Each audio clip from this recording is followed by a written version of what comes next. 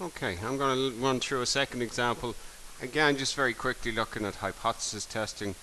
Remember, we said a hypothesis was a claim that's made about the population.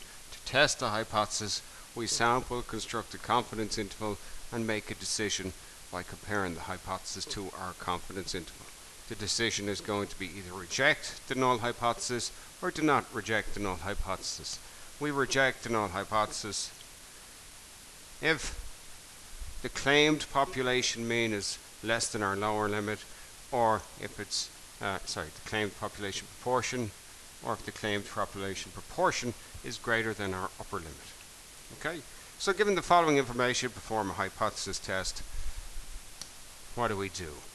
Well, they've given me the null hypothesis is P is equal to 45%. The alternative hypothesis is that P is not equal to 45%.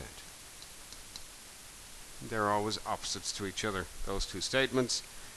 In order to construct a 95% confidence interval for the proportion, I need to find the margin of error. The margin of error on our course, Leaving Cert ordinary level course, the margin of error is defined as being 1 over root n, which is 1 over the square root of 120.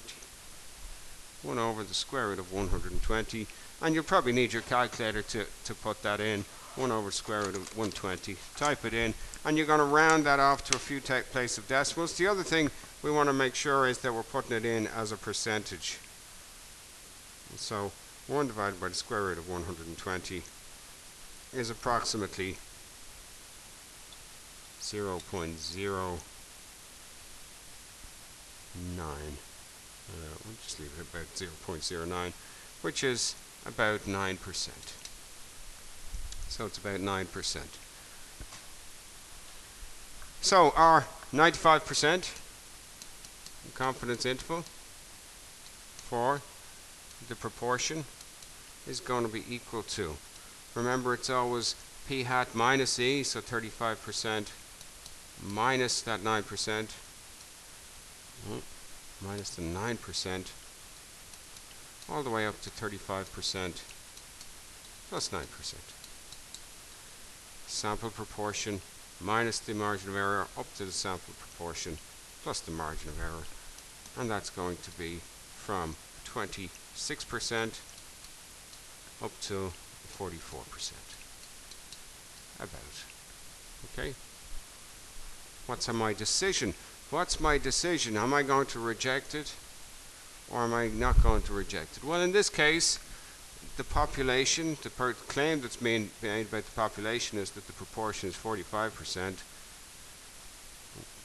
Our confidence interval is suggesting that the proportion is between 26% and 44%.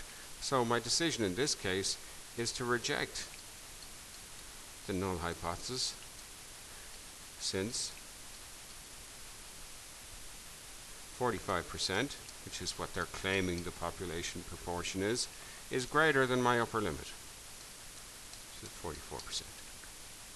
Okay, and that's my decision to reject it. I reject it if it's less than the lower limit or if it's greater than the upper limit. So I reject the null hypothesis. There is sufficient evidence to reject the null hypothesis at a 95% confidence level. Okay, so that's my decision, and that's a hypothesis test.